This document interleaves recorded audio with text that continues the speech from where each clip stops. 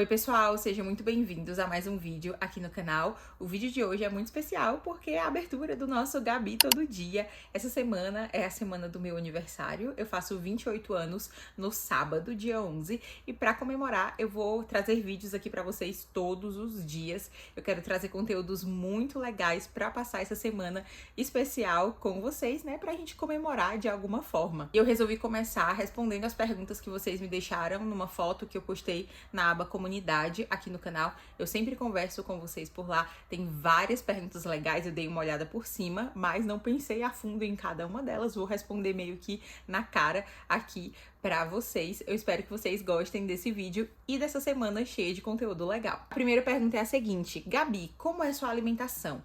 Que tipo de alimento você come e que tipo de alimento você não come? Assim, eu costumo dizer que minha alimentação é muito simples. Eu gosto de comer coisas aqui em casa, a gente preza por comer coisas que a gente sabe nomear os elementos. Então, se tem um molho, a gente ou faz, né? A gente faz muita coisa do zero aqui em casa. Nós temos desenvolvido um prazer mesmo, um gosto por cozinhar as nossas próprias comidas. Inclusive, o Pedro comprou uma máquina de fazer macarrão, pra vocês verem aí como a gente tá gostando de fazer coisa do zero. Então a gente gosta de, não, esse macarrão aqui vai farinha, vai ovo e vai água. A gente gosta de saber o que a gente tá comendo, né? Sabe quando a gente lê ali um rótulo e tem um monte de tranqueira que a gente nunca ouviu falar, uns nomes químicos? Pois é, a gente tenta fugir disso ao máximo. Ou seja, a gente tenta fugir dos industrializados ao máximo. Então, a nossa alimentação é dessa maneira aqui em casa. A gente nem procura trazer para casa coisas assim super industrializadas. A gente, né, no máximo ali, comidas minimamente processadas, e a gente faz muita coisa do zero porque a gente se sente bem assim, a gente gosta mesmo de cozinhar, é uma das coisas que a gente mais gosta de fazer em família. Então, a minha alimentação é assim, né, não tem nada que, eu não como isso, eu não como aquilo. O meu foco é comer comida de verdade, e o que eu não como, o que eu tento não comer, é comida muito processada, né, muito industrializada. Se eu for na sua casa, não se preocupa, você pode me servir qualquer coisa, eu não tenho problema nenhum, né, com comida, mas aqui em casa, como é a maior parte do tempo, né, que a gente vive é aqui em casa, comendo em casa, a gente gosta dessa alimentação minimamente processada, né, fazendo muita coisa do zero. Isso não quer dizer que tudo que eu como é saudável, né, que eu não consumo açúcar, ou que tudo é super leve, super saudável. A diferença é que quando eu quero comer alguma coisa que não é tão saudável assim, eu vou lá e faço, né, então eu tenho isso meio que como regra, porque por mais que, por exemplo, sexta-feira geralmente eu faço cookie, não é cookie saudável que eu faço, é cookie normal, que vai açúcar, que vai gota de chocolate, que vai manteiga, é um cookie normal, com farinha branca, mas é algo que eu faço, né? Tem esses elementos que talvez aí não sejam as coisas mais saudáveis do mundo, mas pelo menos não tem aditivo, não tem conservante, não tem, né, um monte de coisa tranqueiruda aí, então é uma exceção, né? Geralmente eu faço na sexta-feira, geralmente eu faço uma sobremesa no domingo, é uma exceção, mas sou eu que faço, né? Eu sei exatamente o que tá indo ali. E eu tenho encontrado muito gosto, assim, nessa questão da alimentação. Então, é isso que eu como e é isso que eu costumo não comer. Assim, que eu não como de jeito nenhum, gente. Buchada, panelada. Por favor, se for na sua casa, não faz buchada. Mas de resto, gente, eu como tudo. A próxima pergunta é: como pretende fazer o homeschooling com o Timóteo? Vai pelo método clássico de ensino? Boa pergunta. A gente gosta muito das possibilidades do homeschooling e essa é a nossa principal motivação. A gente gosta dos métodos, tem métodos diferentes, aí dentro dos métodos tem materiais diferentes que a gente pode usar, mas a gente ainda tá pensando. O método clássico não é a nossa primeira opção, a gente gosta muito da Charlotte Mason, mas nós vamos, né, ver aí as possibilidades ainda. Eu faço com o Timóteo um programa, né, de educação que chama CID. Eles acompanham ali a criança desde bebezinho até a pré-alfabetização. Então, eu acredito que eu vou usar o material deles aí até a alfabetização. Eles têm alfabetização também. E aí, vou pegando outros materiais também. Mas quando o Timóteo entrar na idade escolar mesmo, aí a gente já vai ter lido bastante, né, a respeito de método clássico, a respeito de Charlotte Mason. A gente quer ver também a possibilidade de um currículo bilíngue, de um currículo em inglês, né, porque aí as possibilidades, né, multiplicam. Então, a gente gosta muito dessa riqueza, sabe? Mas aí, como tem um tempo até o Timóteo entrar em idade escolar mesmo, a gente vai ter esse tempo, né, esses anos, para poder estudar. A próxima pergunta é muito legal. Qual é o seu youtuber preferido? Você assiste outros youtubers cristãos e não cristãos?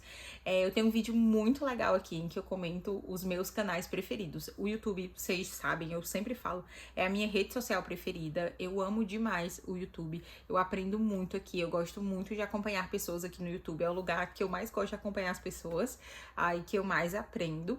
E sim, eu acompanho outras pessoas. A minha youtuber preferida é a Ana Lídia Lopes, é uma youtuber católica, né? E ela fala de estilo de vida. Eu me inspiro muito no conteúdo dela, né? O nosso conteúdo é diferente em algumas coisas, é similar em algumas coisas. Então eu gosto muito da Ana Lídia Lopes, mas eu vou deixar um link aqui nos cards para você conferir os outros canais. Eu dividi por categoria, então tem beleza, tem moda, tem estilo de vida, tem teologia, tem livros, então tem muita coisa, né? Então minhas youtubers, na verdade, preferidas são a Ana Lídia Lopes, nessa parte de estilo de vida, e eu amo a Tatiana Feltrin, né? Rainha do YouTube, desse mundo literário, eu amo demais, eu assisto todas as resenhas dela, mesmo que eu não vá ler os livros, né? Todos os livros que ela indica. A próxima pergunta é muito legal, e essa semana eu vou falar mais sobre isso. Fale sobre como vencer a preguiça. Como eu disse, esse é um assunto que eu tô tão, assim, pensando tanto nos últimos tempos, que eu vou falar mais sobre isso num dos vídeos dessa semana, num devocional, que vai ser sobre isso, sobre preguiça.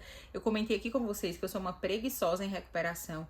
E, gente, preguiçosa mesmo, assim, preguiçosa de deixar a louça, assim, suja, até sujar todas as coisas de casa e não ter mais o que usar. Desse nível mesmo que eu era, mas Deus tem me dado muita graça, sabe? Muita graça mesmo pra eu trilhar esse caminho de santificação. E o que eu posso falar, né, de antemão sobre vencer a preguiça? Eu acho que primeiro entender que a preguiça é um pecado, né? É engraçado que eu tô lendo Provérbios agora, e geralmente a gente ignora Provérbios, porque a gente pensa assim, Provérbios não é um livro preto no branco, não é assim, do jeito que tá aqui vai acontecer. A gente entende que a sabedoria de Provérbios não é uma regra, não vai ser do jeito que tá ali na nossa vida, né?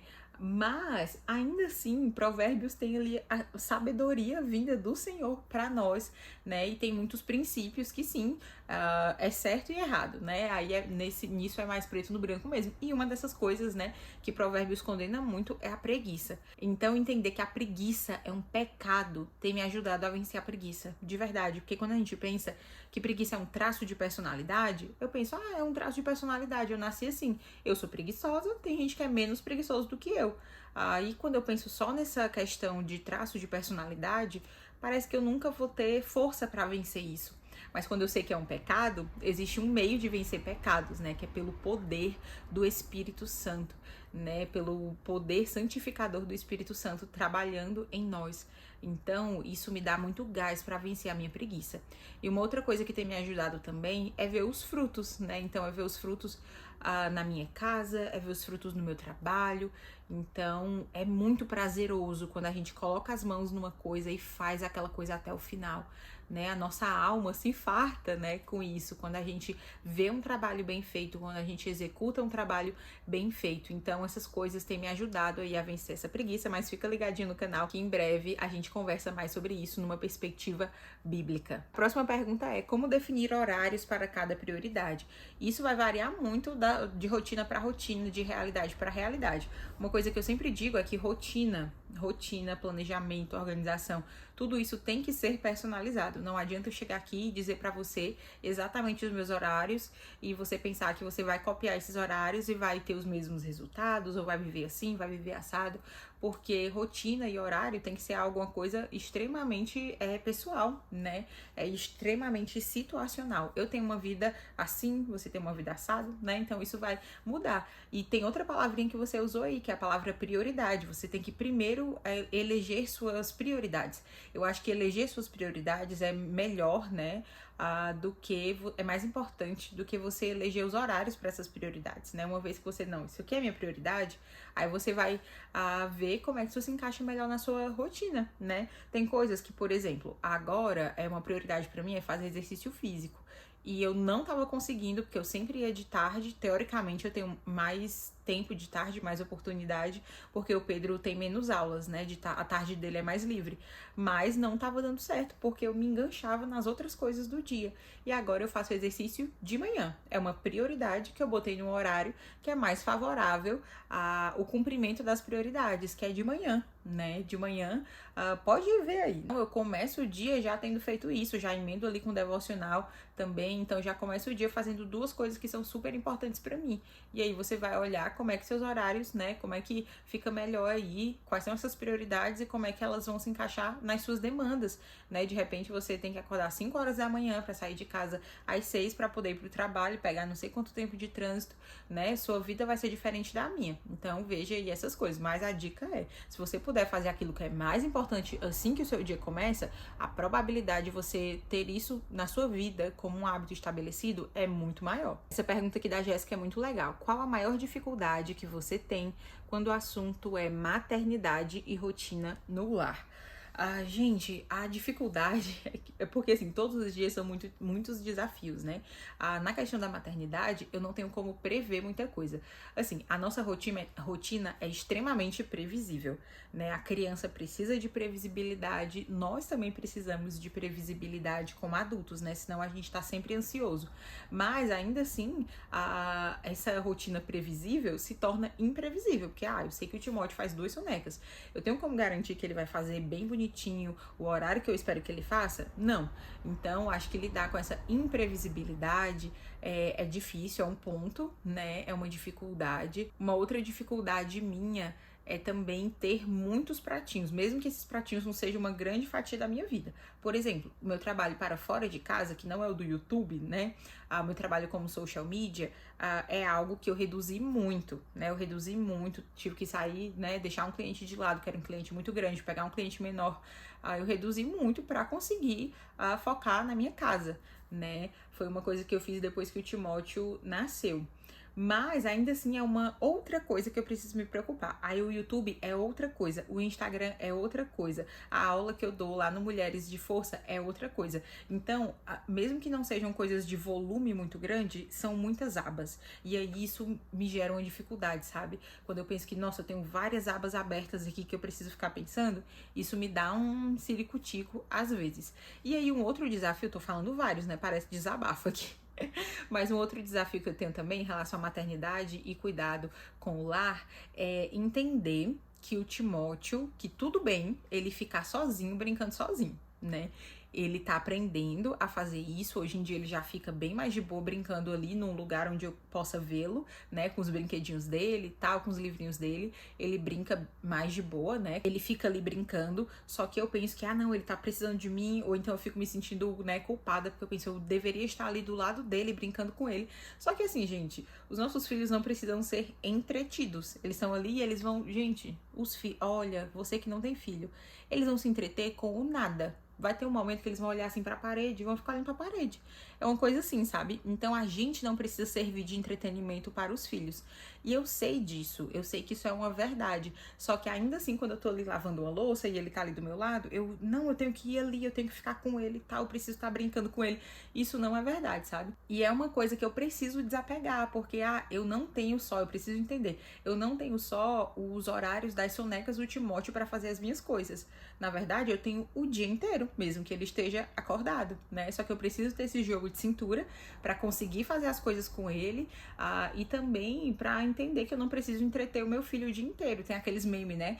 Que fica aí pela internet que é como eu faço pra não dar telas pro meu filho? Aí é um pai se fazendo de palhaço, um pai e uma mãe se fazendo de palhaço ou se palhaçando, como o pessoal diz aqui no Rio Grande do Sul, pra entreter o filho. Não, os filhos não precisam ser entretidos, né? Você não precisa ser a tela do seu filho. O mundo é o entretenimento do seu filho, porque criança se deslumbra muito fácil, né? Então esse é outro desafio pra mim, são coisas que eu estou aí aprendendo. A próxima pergunta é sobre faculdade. Como estudar bem pra faculdade e glorificar a Deus com os estudos? Aí você vai precisar desenvolver métodos de estudo, né? Você vai precisar olhar para sua rotina, ver como é que você encaixa aí suas horas de estudo, seu tempo de estudo dentro da sua rotina. Eu não sou a melhor pessoa para falar disso hoje, por quê? Porque eu tô no final da faculdade, eu tô nos finalmente dos finalmente, e eu sei que a minha realidade como universitária não é a realidade da maioria. Geralmente o pessoal faz faculdade antes de ter filho, né? E termina a faculdade antes de ter filho.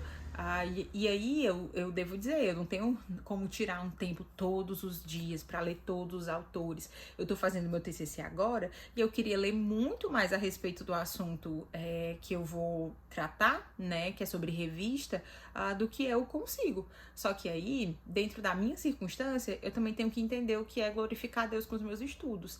Na minha circunstância, glorificar a Deus com os meus estudos não vai ser esgotar toda a bibliografia. Gente, eu acho que eu vou pegar um casaco, tá ficando frio.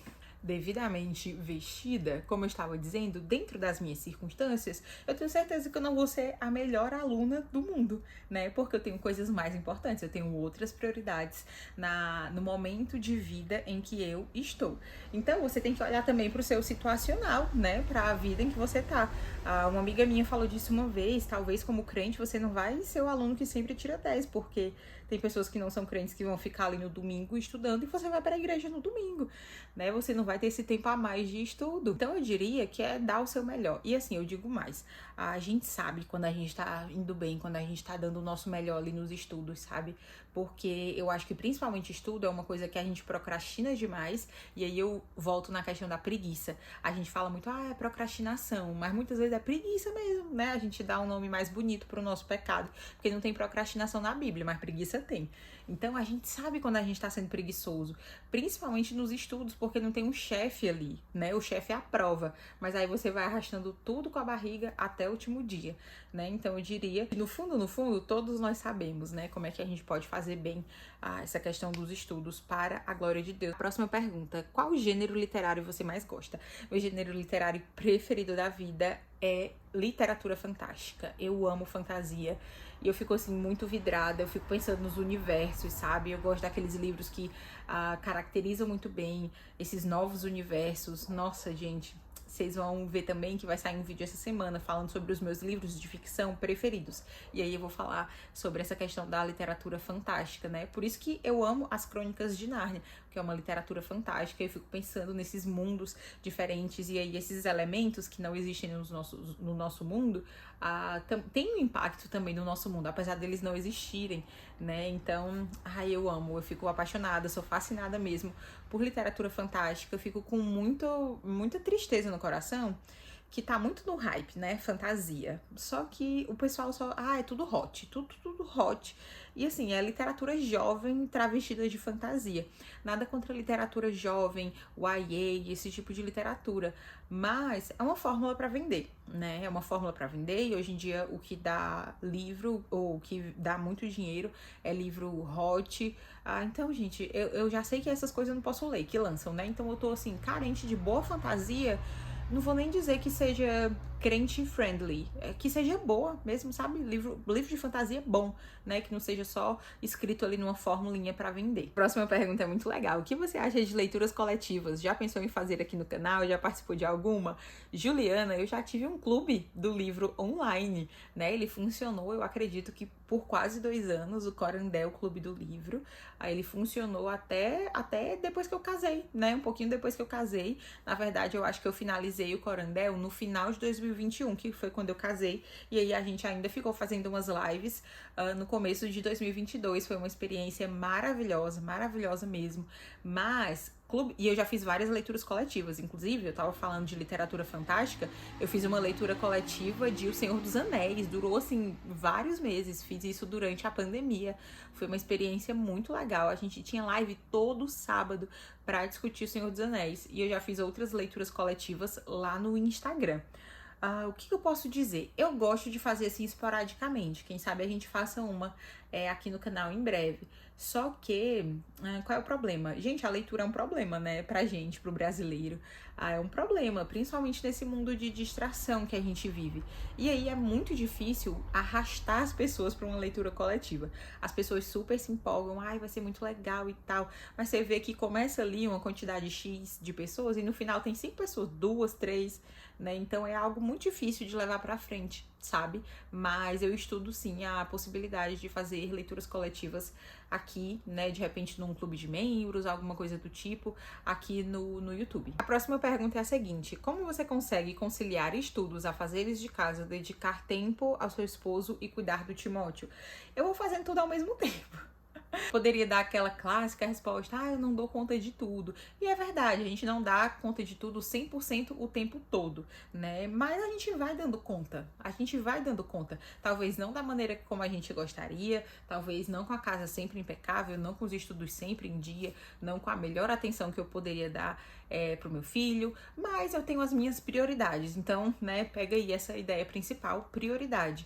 Sim, eu tenho bastante coisa na minha vida, vários pratinhos para equilibrar, como eu falei anteriormente, mas a ideia da prioridade me ajuda a colocar uma proporção. Por exemplo, o meu marido é uma prioridade e o Timóteo é uma prioridade. Nessas duas prioridades, o Timóteo é uma prioridade mais urgente, porque ele depende mais de mim, né? Ele não é o centro da casa, né? O meu marido é uma só carne comigo, meu filho é meu filho. Meu marido é uma só carne comigo, né? Mas o Timóteo é uma necessidade mais urgente, porque ele ainda tá em desenvolvimento e ele precisa, né? Ele é mais dependente.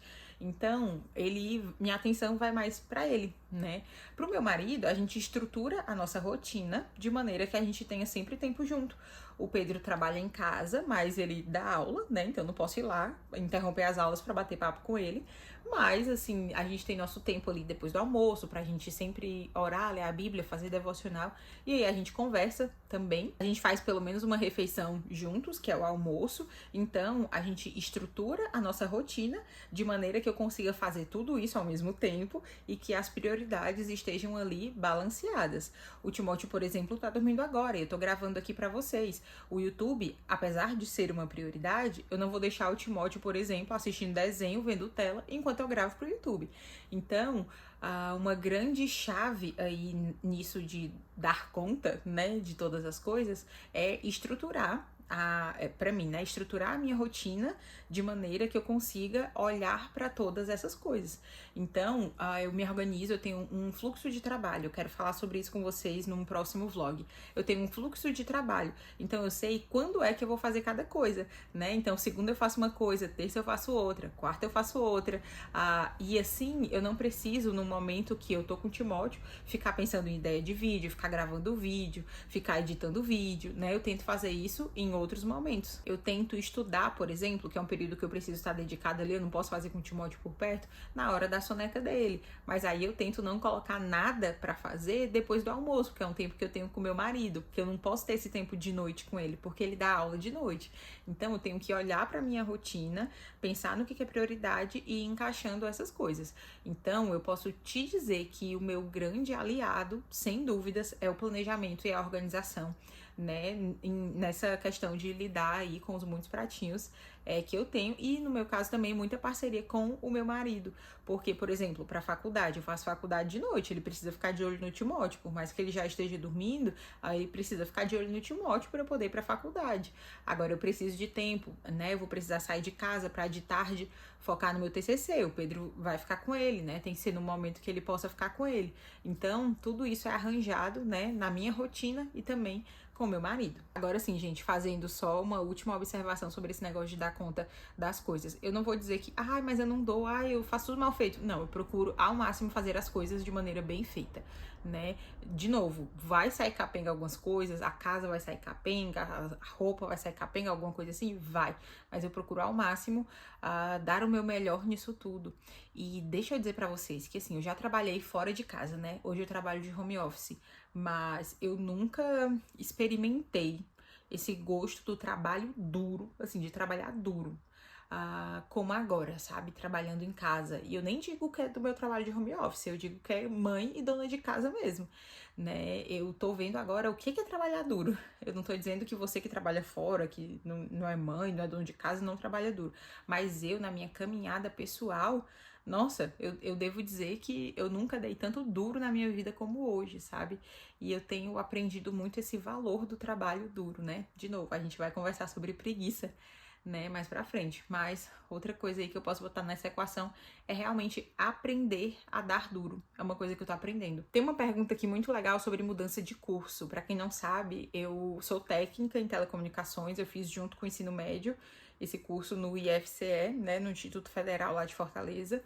Depois eu fiz engenharia de telecomunicações, fiz 3 anos e meio, e aí depois eu desisti para estudar para o Enem, para conseguir uma bolsa ou passar na federal, para fazer jornalismo, que era o que eu queria. No final das contas, ganhei a bolsa, passei na federal também, e aí fiz jornalismo e agora eu tô finalizando ainda, né? Essa é a história resumida da minha mudança de curso, mas eu vou falar sobre isso num vídeo específico. Não vai ser nessa semana do Gabi Todo Dia, mas eu vou falar sobre isso num vídeo específico, porque é uma história bem longa, tem muito pecado, muito ídolo do coração, falta de confiança em Deus, crise de ansiedade, tem muita coisa envolvendo essa questão da mudança de curso que eu só vou pincelando num vídeo e outro.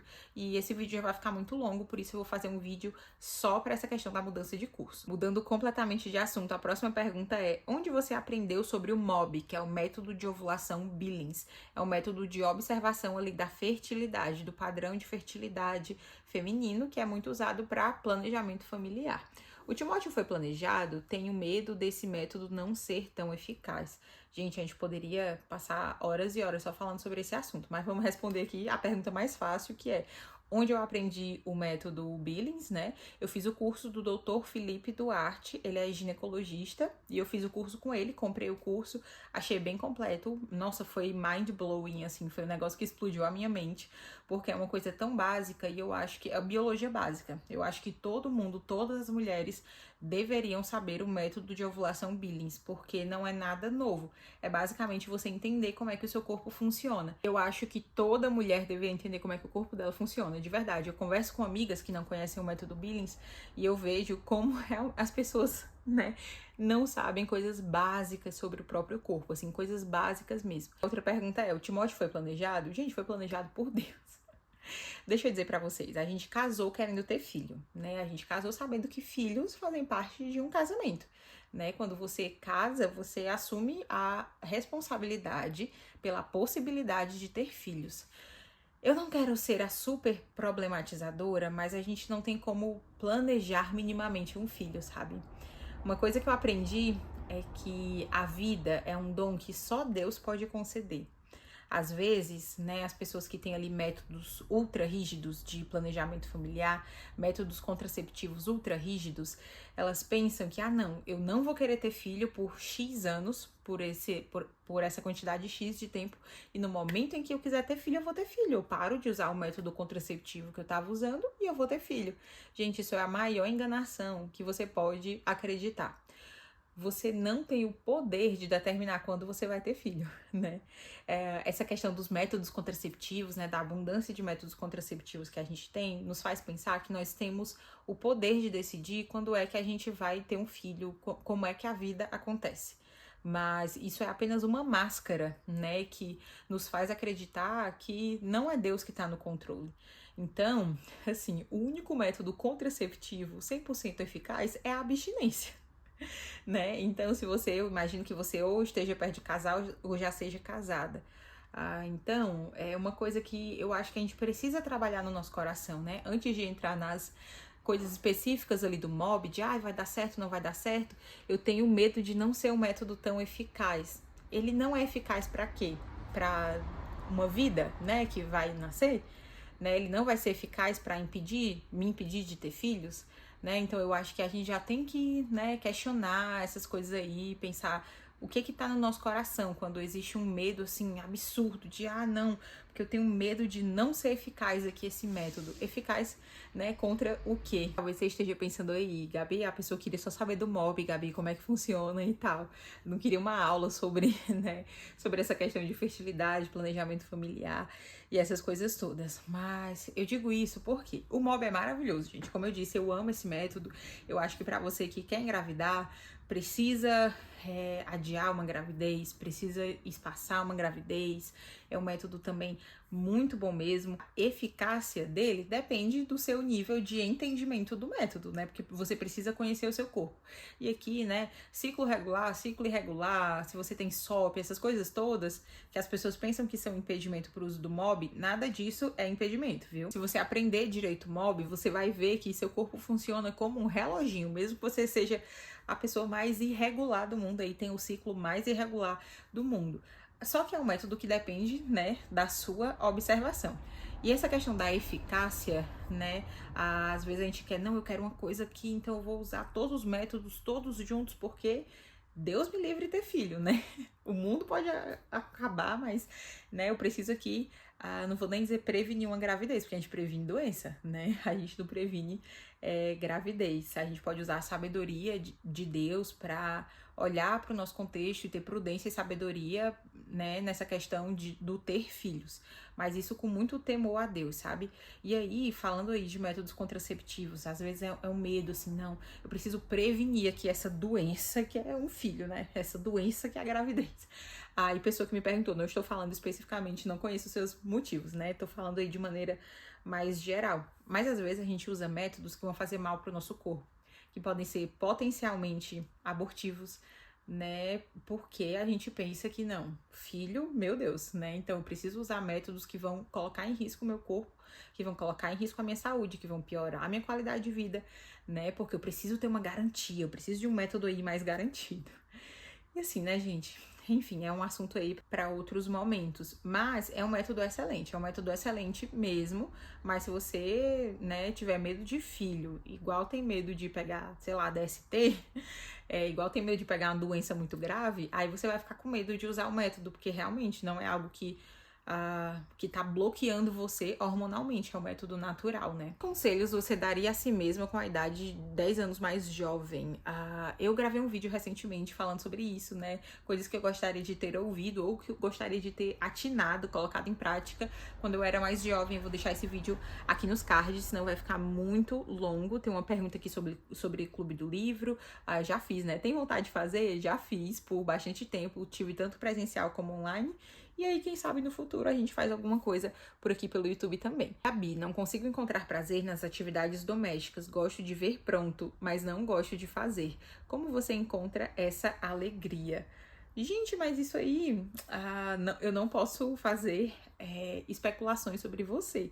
Mas gostar de ver pronto, todo mundo gosta. Né? Quem é que não gosta de uma casa cheirosa, de uma casa arrumada? A gente gosta da ordem, né? Nós fomos feitos para a ordem, a gente não foi feito pro caos. Por isso que a gente gosta do resultado final, por isso que a gente gosta da casa arrumada, né? Mas a gente precisa trabalhar para isso, né? Então a gente precisa ver valor naquilo que a gente tá fazendo. E eu falo muito sobre essas coisas aqui, mas a gente não precisa. Tipo assim, eu não gosto de estender roupa. Geralmente quem estende é o Pedro. Mas aí eu estendo também, né? Eu não gosto de passar roupa. Eu não gosto de coisas com roupa, de maneira geral. Mas eu não preciso gostar dessa atividade específica. Mas eu preciso ver o valor naquilo e eu preciso fazer aquilo que precisa ser feito, né? Eu não gosto de frases super prontas e tal, frases de efeito, mas o pessoal diz muito, né? Que quem faz aquilo que gosta é criança. Adulto faz aquilo que precisa ser feito. A nossa vida adulta é cheia de coisas que a gente não gosta de fazer e que a gente precisa fazer, né? Só que, por exemplo, quando a gente tem um trabalho fora de casa e a gente tem um chefe, a gente precisa fazer aquilo ali. Eu não posso bater o pé e dizer, não gosto de fazer isso, chefe. Não tem como a gente fazer isso, mas em casa parece que a gente tem essa liberdade de dizer, não gosto de fazer aquilo, né? E é um processo. Eu não vou dizer que você vai encontrar alegria, prazer, né? Vai passar a gostar daquela atividade doméstica que você não gosta de jeito nenhum. Mas uma vez que você enxerga valor naquilo ali, que você enxerga a importância daquilo ali, tudo muda. Tudo muda mesmo. E é assim que eu lido com essa questão. Eu não digo pra você que eu encontro alegria. Nossa, como eu amo lavar esse banheiro. Eu posso dizer que tem atividades domésticas que eu não me importo de fazer. Por exemplo, eu não me importo de lavar a louça. Mas entre lavar a louça e tomar um café com chocolatinho, com a perna pro ar, com um livro na mão, assistindo alguma coisa, eu prefiro fazer a segunda coisa do que fazer a primeira, né? Mas eu entendo o valor de manter o meu lar funcionando. Eu entendo o valor de manter o meu lar em harmonia. Então eu vou fazendo aquilo que precisa ser feito. E deixa eu dizer pra você que vai ficando mais fácil quando a gente coloca isso em mente, né, vai ficando mais fácil. De novo, preferiria estar, né, de perna pro ar, assistindo alguma coisa, comendo um brigadeiro, né, mas a gente precisa fazer aquilo que precisa ser feito e pensar no significado disso, pensar que eu tô trazendo ordem, né, pensar que eu tô, né, fazendo o trabalho de Deus, pensar que eu tô amando a minha família quando eu tô fazendo isso. Olha, muda tudo, é a maior dica. Como glorificar a Deus na solteirice? Como resguardar o coração de defraudações? Eu gravei um vídeo também só sobre solteirice, eu vou deixar aqui nos cards. Eu sei que eu tô só linkando aí com outros vídeos, mas é porque são vídeos bem maiores e aqui eu não consigo falar amplamente sobre cada um dos assuntos. Mas essa questão da defraudação foi algo que eu não toquei, né, no outro vídeo. Então eu vou falar rapidinho disso. Mas como glorificar Deus na solteirice é fazer aquilo que Deus colocou nas suas mãos hoje, né? Não pensar que você tá numa sala de espera, que você tá parada, olhando a vida das outras pessoas acontecer e a sua não tá acontecendo. Deus colocou coisas na sua mão hoje e você precisa fazer isso hoje, né? E você também pode, né, se alegrar naquilo que você tem hoje, se alegrar no tempo que você tem, na fase de vida em que você está, na liberdade que você tem.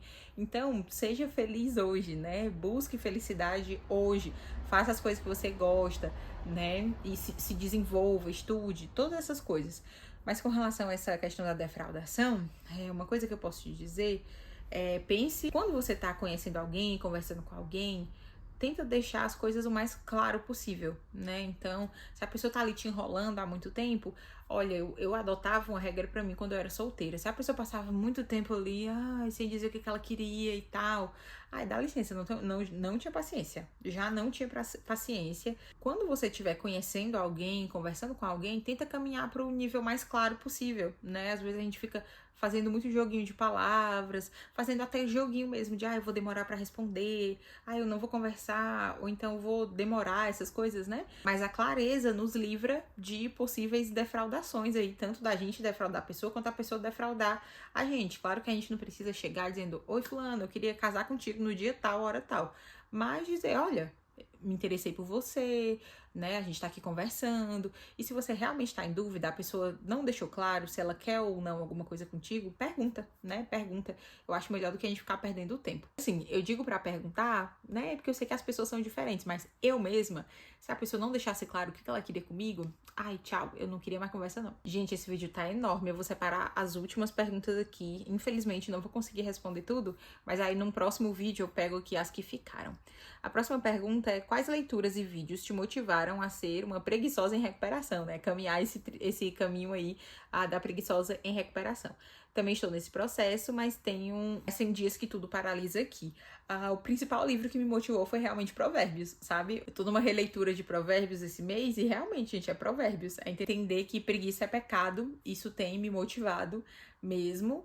E, na verdade, essa questão da preguiçosa em recuperação, o principal motivador, né, a principal coisa que me fez, nossa, que escancarou esse pecado pra mim, foi ter a minha casa, né, foi saber que as coisas não se fazem sozinhas, porque quando eu morava na casa da minha mãe, se eu deixasse alguma coisa ali, eu podia, sabe quando você lava a louça e aí você deixa a panela pra sua mãe lavar, porque a panela é mais difícil, aí você coloca ali uma água e deixa, não, é porque eu deixei aqui de molho, mas na verdade você não quer encarar o desafio da panela, você lava ali os pratos e deixa as panelas pra sua mãe lavar? Pois é, agora a mãe sou eu. Então não tem o que fazer, sabe? Ter a minha casa me fez, né, escancarou pra mim a minha preguiça, porque se eu não fizer, as coisas vão ficar sem fazer, né? Aí eu preciso ir lá e fazer.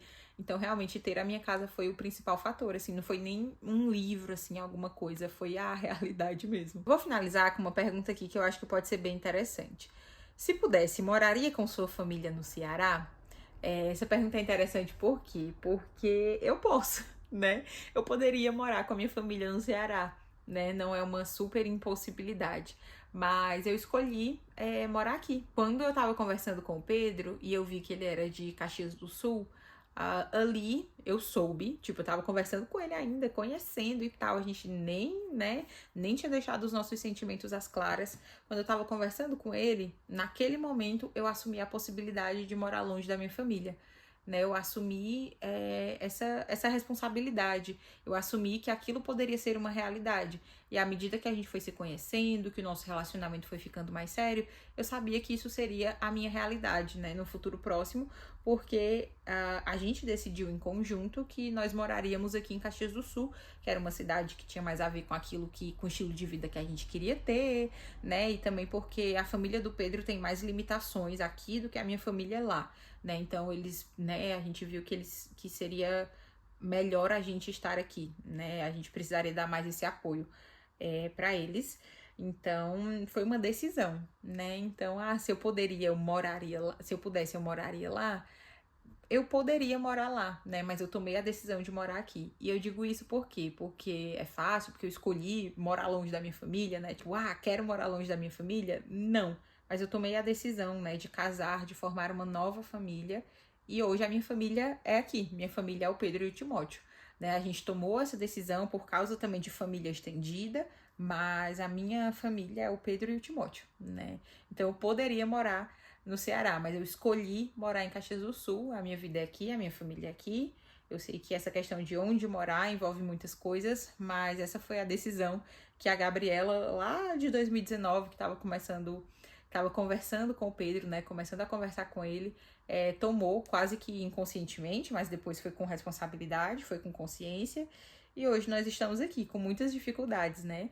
A saudade, o meu filho crescendo longe dos avós, dos tios, dos amigos, né? Muitas dificuldades, mas eu escolhi isso.